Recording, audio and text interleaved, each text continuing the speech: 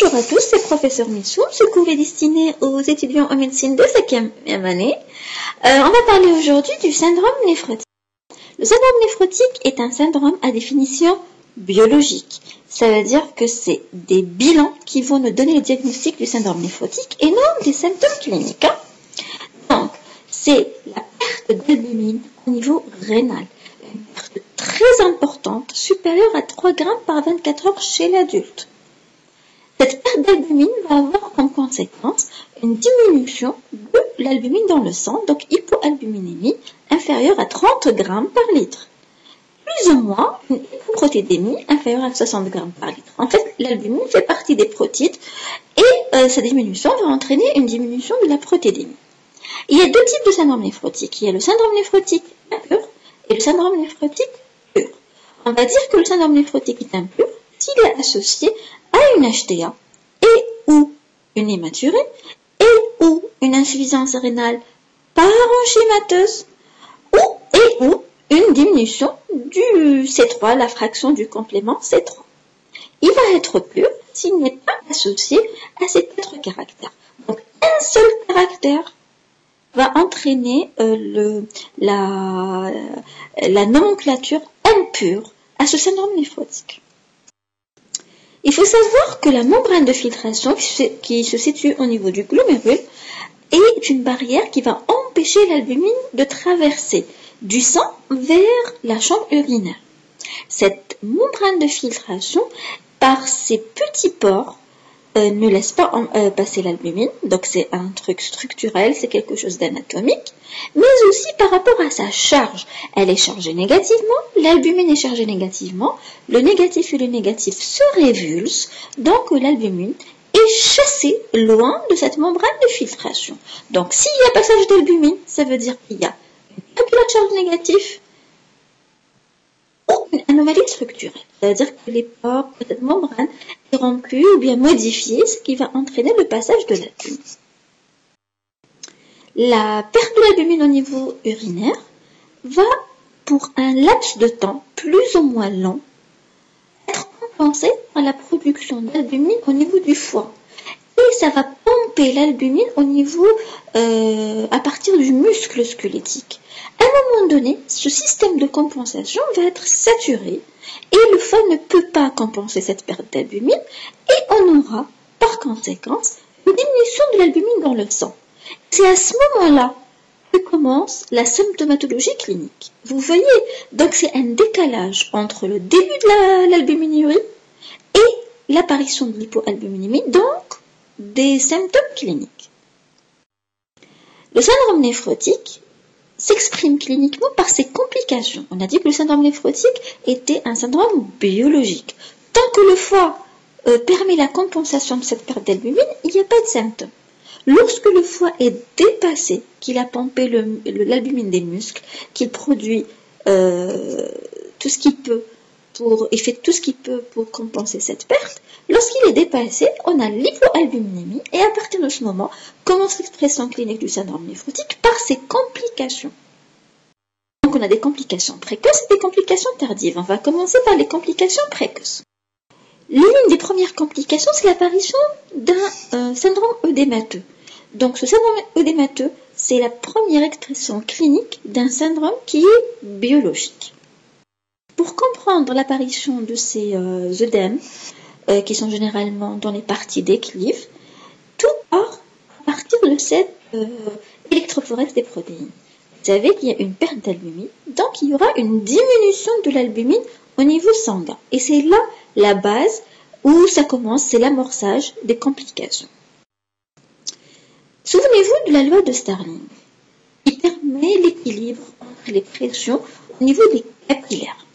Donc au niveau du capillaire artériel, ici en rouge, on a une pression hydrostatique élevée, parce que le sang vient avec la pression du cœur.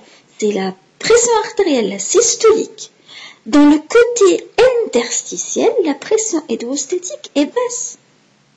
La pression oncotique au niveau artériel, des capillaires artériels, est élevée, alors que la pression oncotique au niveau interstitiel est presque nulle. En fait, la pression oncotique ici provient de l'albumine. Et l'albumine, elle est plutôt dans le secteur vasculaire. Donc, la pression hydrostatique au niveau capillaire artériel est très élevée. C'est la force dominante de ce caractère.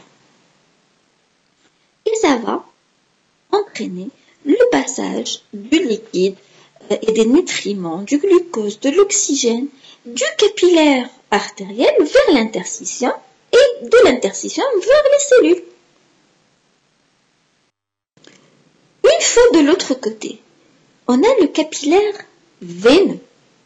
La pression hydrostatique au niveau du capillaire veineux est basse, tout simplement parce que ça correspond au lit vasculaire veineux où la pression est plus basse. Il n'y a pas la pression du cœur, c'est la pression plutôt diastolique.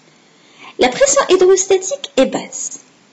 La pression hydrostatique au niveau de l'interstitium est élevée parce que tout simplement il y a le liquide qui est sorti des capillaires artériels dans le milieu interstitiel. Il y a eu un échange avec les cellules et ce liquide est toujours dans l'interstitium qui va augmenter la pression hydrostatique. La pression oncotique au niveau capillaire veineuse est augmentée.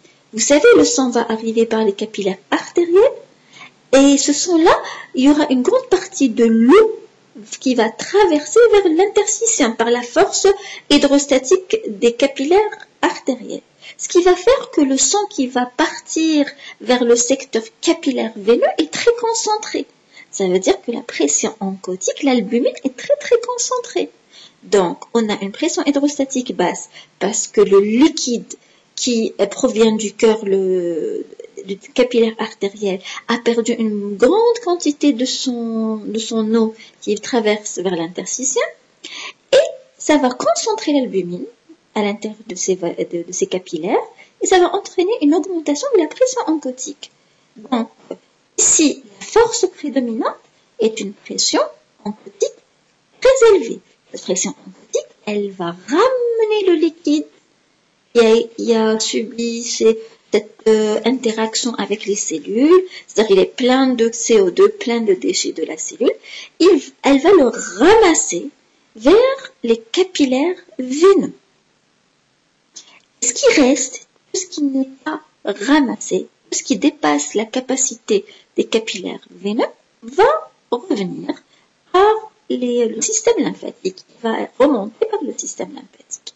Donc c'est la loi de Starling. Vous voyez ici que pour que le liquide qui traverse le capillaire artériel vers l'interstitium pour les échanges cellulaires, pour qu'il retourne vers la circulation vasculaire, vers le capillaire veineux, cet effet dépend essentiellement de la pression oncotique. Et vous savez que la pression oncotique dépend essentiellement de l'albumine.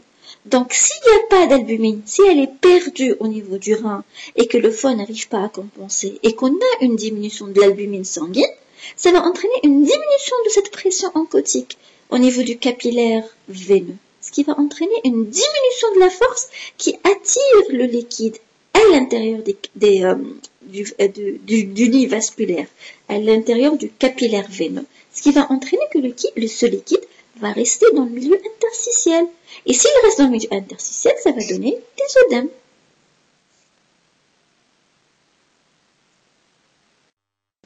Donc ces œdèmes sont décrits dans la littérature et dans la clinique comme des œdèmes d'équilibre, c'est-à-dire dans les parties où où la pesanteur va avoir le plus grand effet. C'est-à-dire dans les membres inférieurs, ils sont mous, blancs, gardant le godet. Ça veut dire qu'ils sont pas rouges comme les œdèmes cardiaques, ils sont pas durs comme les œdèmes cardiaques, et surtout, ils gardent le godet. C'est-à-dire quand on fait une pression sur ces œdèmes, la marque du doigt, la marque du pouce reste ancrée dans la peau. Donc on va voir le pouce, la marque du pouce sur les œdèmes.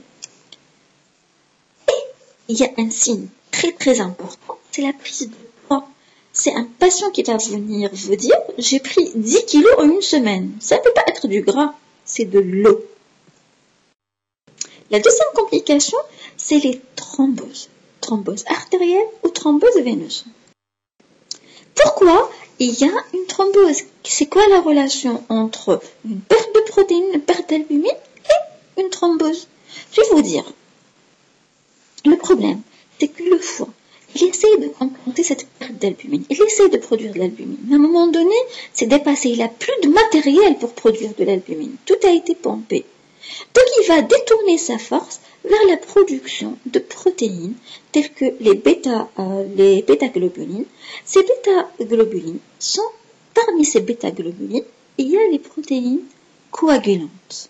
Donc, le foie est une usine qui travaille, qui ne veut pas s'arrêter de travailler. Si elle ne peut pas produire de l'albumine, elle va produire d'autres molécules, d'autres protéines, pour pouvoir, comme ça, compenser un peu la pression oncotique. Et ce qu'il va produire en plus, c'est les bêta-globulines. Parmi les bêta-globulines, vous voyez ici dans l'électrophorèse des protéines, et parmi les bêta-globulines, on a ce qu'on appelle les protéines procoagulantes. Donc, l'état d'hypercoagulabilité qui va entraîner des thromboses artérielles et veineuses est secondaire à la fois à une augmentation de production du foie, du fibrinogène et du facteur 8 qui font partie des bêta-globulines, mais aussi de la perte rénale, la fuite rénale de protéines qui sont l'antithrombine 3 et des protéines C et S qui sont des protéines antithrombotiques. Donc, l'effet entre l'augmentation des protéines procoagulantes et la perte urinaire de protéines anticoagulantes va entraîner un état d'hypercoagulabilité. Lorsqu'on a une albumine inférieure à 20 et un fibrinogène supérieur à 6 et un antithrombine 3 inférieur à 70, ici, il y a un grand risque de thrombose. Et c'est l'indication, quand on a albumine inférieure à 20 et ou fibrinogène supérieur à 6 et ou antithrombine 3 inférieur à 70, il faut commencer un traitement anticoagulant. C'est un traitement préventif, pas curatif. Curatif, c'est le traitement anticoagulant. Curatif, c'est lorsqu'on traite une thrombose déjà constituée. Un traitement anticoagulant préventif, c'est lorsqu'on prévient l'apparition d'une thrombose artérielle ou veineuse lorsque les risques sont très importants. Et le risque très important, c'est l'association de l'hypoalbuminémie inférieure à 20 et ou les deux autres caractères.